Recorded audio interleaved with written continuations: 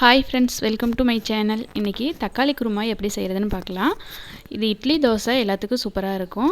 வாங்க எப்படி செய்கிறதுன்னு பார்க்கலாம். இப்போது அடுப்பில் ஒரு கடாய் வச்சுக்கலாம். கடாய் சூடானதும் 3 ஸ்பூன் அளவு எண்ணெய் ஊற்றிக்கிங்க. 3 ஸ்பூன் அளவு எண்ணெய் ஊற்றியாச்சு. எண்ணெய் சூடாகட்டும். சூடானதும் நீல வாக்கில் 2 பெரிய வெங்காயம் கட் பண்ணி எடுத்து வச்சுருக்கேன், அதை போட்டுக்கலாம்.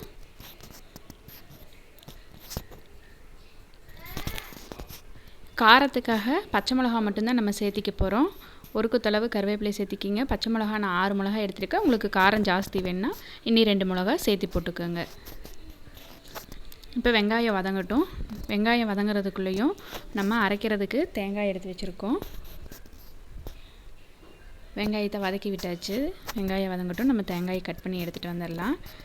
நான் பார்த்திங்கன்னா அரை மூடி அளவு தேங்காய் எடுத்திருக்கேன். ஒரு தேங்காயை 2ஆக உடைச்சிட்டு அதில் பாதி தேங்காய் எடுத்திருக்கேன்.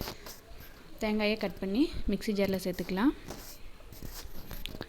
இது கூடவே 5 பல் பூண்டு, சின்ன அளவு இஞ்சி துண்டு எடுத்திருக்கேன். இந்த அளவு போட்டால் சரியாக இருக்கும். அரை ஸ்பூன் அளவு சோம்பு, 4 ஸ்பூன் பொட்டுக்கடலை எடுத்திருக்கேன். 3 தக்காளி எடுத்திருக்கேன் அரைக்கிறதுக்கு. இப்போ தக்காளியை கட் பண்ணி போட்டுக்கலாம். இது எல்லாத்தையும் நைஸாக அரைச்சி எடுத்துகிட்டு வந்துக்கலாம்.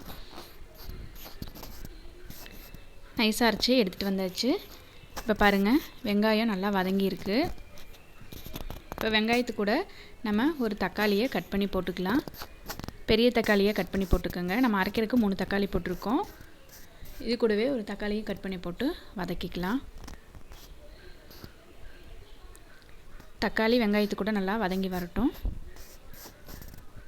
நீங்கள் அரைக்கிறப்பவே பட்டையும் கிராம்பும் போடுறதுனா ஒரு துண்டு பட்டை, 2 கிராம்பு போட்டு அரைச்சிக்கோங்க. நான் பிரியாணி மசாலா வீட்டில் அரைச்சது இருக்கிறதுனால அதில் ஒரு 1/4 ஸ்பூன் அளவு மட்டும் போட்டுக்கிறேன். இப்போ பிரியாணி மசாலாவும் போட்டு லைட்டாக வதக்கி விட்டுறலாம். வதக்கிட்டு நம்ம அரைச்சி வச்சுருக்கிறோம் பாருங்கள் தேங்காய் தக்காளியெல்லாம், அதையே ஊற்றிடலாம். இதை ஊற்றிட்டு தேவையான அளவு உப்பு போட்டுக்கலாம்.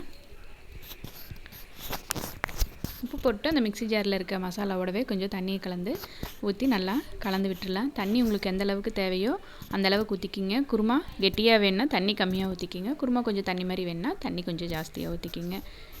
இப்போ கெட்டி இல்லாமல் நல்லா கரைச்சி விட்டுறலாம். இப்போ நல்லா கலந்து கொடுத்தாச்சு. இப்படியே ஒரு 3 நிமிஷம் கொதிக்க வச்சு எடுத்துக்கலாம். அதிகபட்சமாக இந்த குருமா செய்கிறதுக்கு நம்மளுக்கு 10 நிமிஷம் போதும். 10 நிமிஷத்துலேயே சூப்பராக தக்காளி குருமா செஞ்சிடலாம். பாருங்கள், குருமா கொதிச்சு வந்துருச்சு. இப்போ பொடியாக கட் பண்ண மல்லித்தலையை தூவி இறக்கணும்னா சூப்பரான தக்காளி குருமா ரெடி. இதே மாதிரியே நீங்களும் ட்ரை பண்ணி பாருங்கள். வீடியோ பிடிச்சா லைக் பண்ணுங்கள், ஷேர் பண்ணுங்கள், கமெண்ட் பண்ணுங்கள். மறக்காமல் நம்ம சேனலை சப்ஸ்கிரைப் பண்ணிக்கோங்க.